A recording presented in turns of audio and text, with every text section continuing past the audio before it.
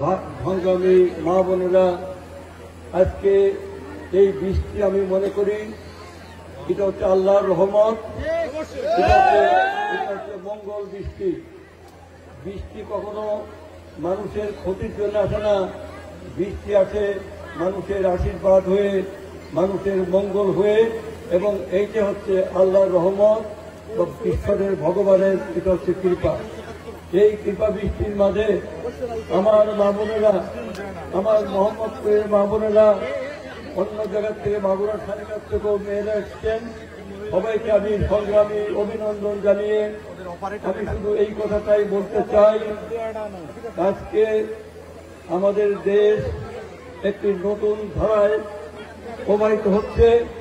আপনারা দীর্ঘ 17 বছর যাবৎ ভোট দিতে পারেন নাই, আপনারা ইউনিয়ন পরিষদে ভোট দিতে পারেন নাই, উপজেলায় ভোট দিতে পারেন নাই, সংসদে ভোট দিতে পারেন নাই।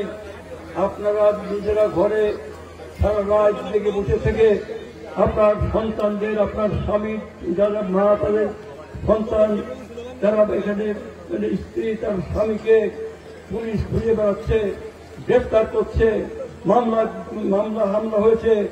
এই নির্যাতন নিপীড়নের মাঝ দিয়ে কোন মেয়েরা শান্তিতে থাকতে পারে নাই। গ্রামের পর গ্রাম পুরুষ শূন্য গ্রাম হয়ে গেছে, শুধু মহিলা, সেই মহিলারা বিনীত রাত ভীতির মাঝে কাটিয়েছে।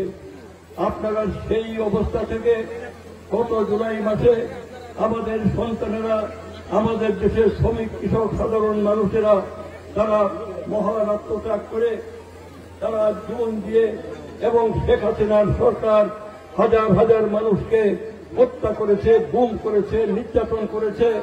হত্যা, গুম, নির্যাতনের মাল দিয়ে দেশ থেকে লক্ষ লক্ষ কোটি টাকা পাচার করেছে।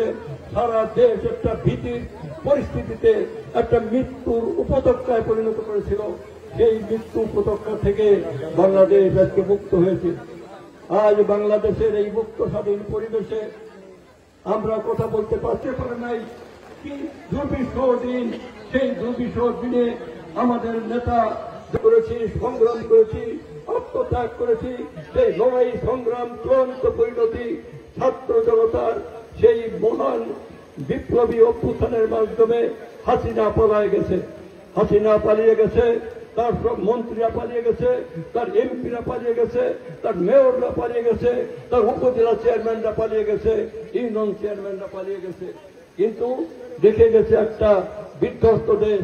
এই বিধ্বস্ত দেশকে আমরা গড়ে তুলতে হবে।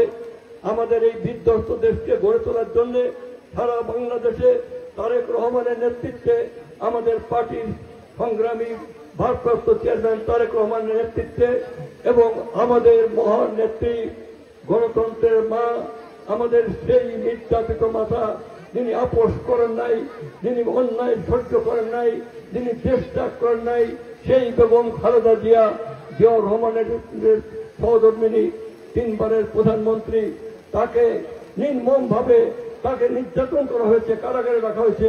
দেশ ছেড়ে যেতে চান নাই, তিনি আমাদের কাছে ছিলেন। অতএব আসুন আমরা ঐক্যবদ্ধভাবে, আগামী নির্বাচন হবে, সেই নির্বাচনে আমরা সবাই যারা আমরা সেই আন্দোলন সংগ্রাম করেছি, যারা আমরা ধানের শীষকে ভালোবাসি, আসুন সবাই মিলে আমরা ঐক্যবদ্ধভাবে আমরা ধানের শীষের বিজয় নিশ্চিত করি। এবং আগামী নির্বাচন হবে ফেব্রুয়ারি মাসের প্রথম দিকে, যেটা বর্তমান সরকার বারবার ঘোষণা করছেন। সেই নির্বাচনের জন্য মাঠ এখন প্রস্তুত হয়েছে। এই মেয়েরা হচ্ছে নারী শক্তি, এই মেয়েরা হচ্ছে সমাজের অর্ধেক। এই মেয়েরাই সমাজ গড়েছে। বাংলাদেশের এই ইতিহাসের প্রথম কৃষিকাজ মেয়েদের হাত ধরে হয়েছে। মেয়েরাই প্রথম কঠিন মাটির বুক চিরে সবুজ ধানের ফসল ফলিয়েছে।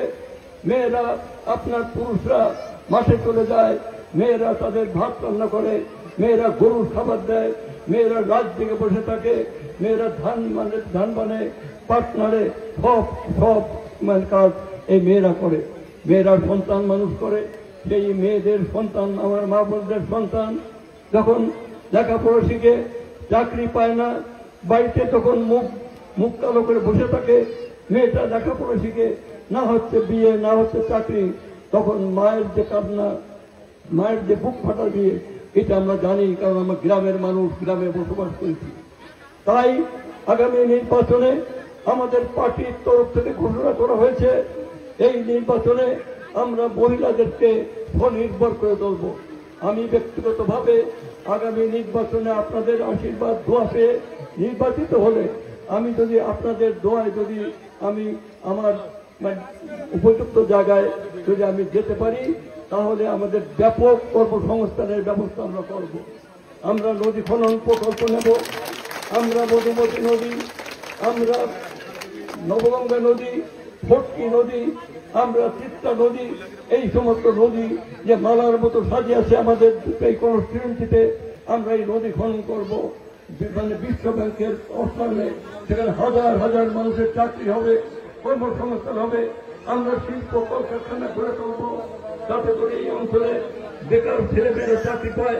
আমরা ছেলে মেয়েদের শিক্ষার জন্য শিক্ষা প্রতিষ্ঠানগুলোকে উন্নত করব, যাতে করে সেই শিক্ষা প্রতিষ্ঠানে লেখাপড়া শিখে তার বিদেশে শিক্ষিত জনশক্তি হিসেবে যেতে পারে এবং দেশকে আমাদের উন্নত করতে পারবে। মা বোনেরা, এই দেশ হচ্ছে সোনার বাংলা। এক সময় সারা পৃথিবীর মানুষ তার ভাগ্য অন্বেষণের জন্য এই বাংলায় আসতো। বাংলার মানুষ কখনো পৃথিবীর কোথাও যায় নাই। এখানে গোলন্দাজরা এসেছে, এখানে ফরাসিরা এসেছে, এখানে কাবুলিরা এসেছে, আফগান এসেছে, পাঠান এসেছে, মোগল এসেছে, কিন্তু বাংলার মানুষ কোথাও যায় নাই। এই সুজলা সফলা দেশটাকে শুধু দুর্নীতি করে, শুধু শুধু মানে টাকা প্রচার করে নিজের স্বার্থে ধ্বংস করেছে। এই ধ্বংসপ্রাপ্ত বাংলাদেশকে আমরা দক্ষিণ এশিয়ার মধ্যে একটি সমৃদ্ধ বাংলাদেশ হিসেবে গড়ে তুলতে চাই। আমার বিশ্বাস শহীদ প্রেসিডেন্টের পার্টি বাংলাদেশ জাতীয়তাবাদী দল, আমাদের নেত্রী, মহান নেত্রী, যিনি এখনো বলছেন যে কোনো প্রতিহিংসা নয়, কোনো প্রতিশোধ নয়, দেশ বাঁচাও, মানুষ বাঁচাও। ওদের দেশকে আমরা বাঁচাতে চাই, আমরা মানুষকে বাঁচাতে চাই।